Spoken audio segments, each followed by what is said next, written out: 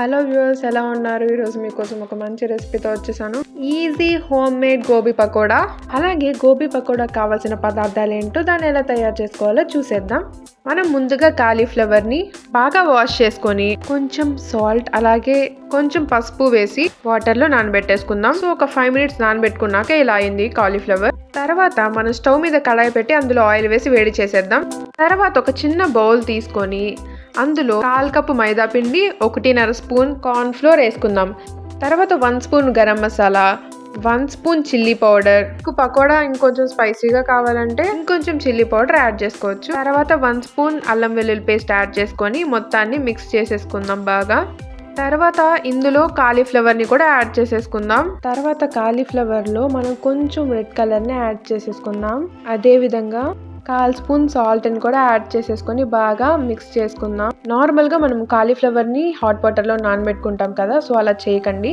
అలా చేస్తే క్రిస్పీనెస్ పోతుంది, అంటే పకోడా కొంచెం మెత్తగా వస్తుంది అనమాట. కాబట్టి మీరు నార్మల్ వాటర్లోని వాష్ చేసుకోండి. ఈ గోబీ బాగా మసాలాతో మిక్స్ అయిపోయింది. తర్వాత ఇంకొంచెం కలర్ని యాడ్ చేసుకొని బాగా మిక్స్ చేసుకుందాం. ఇప్పుడు ఈ గోబీ మిశ్రమాన్ని మనం కాగుతున్న ఆయిల్లో వేసి డీప్ ఫ్రై చేసుకుందాం. మనం స్టవ్ హాఫ్ సిమ్లో పెట్టుకొని మనం 10 minutes పాటు ఉడికించుకోవాలి. అంటే పకోడా కొంచెం క్రిస్పీగా వచ్చే వరకు ఉడికించుకోవాలి. సో గోబీ పకోడా అయితే నాకు చాలా ఫేవరెట్ అండి. మీరు కూడా మీ ఇంట్లో ట్రై చేయండి, సక్కత్తుగా ఉంటుంది. మనం నార్మల్ గా బయట తింటుంటాం కదా గోబీ అని, అదేదో హ్యాపీగా మనం ఇంట్లోనే చేసుకొని తినొచ్చు. ప్రాసెస్ కూడా చాలా ఈజీగా ఉంది. తర్వాత మనం ఇందులో కరివేపాకుని యాడ్ చేసేసుకుందాం. కరివేపాకు వేయడం వల్ల ఫ్లేవర్ కూడా మంచిగా ఉంది. గోబీ పకోడా రెడీ అయిపోయింది. దీన్ని సర్వింగ్ ప్లేట్ లోకి తీసుకొని సర్వ్ చేసేసుకుందామా. అంతే, ఎంతో ఈజీగా ఎంతో టేస్టీగా ఉంటది. మరీ చెప్తున్నాను, మీరు కూడా మీ ఇంట్లో ట్రై చేయండి. సో ఇదనమాట easy and home made gobi pakoda. ఇంకెందుకు లేట్, మీరు కూడా ట్రై చేయండి.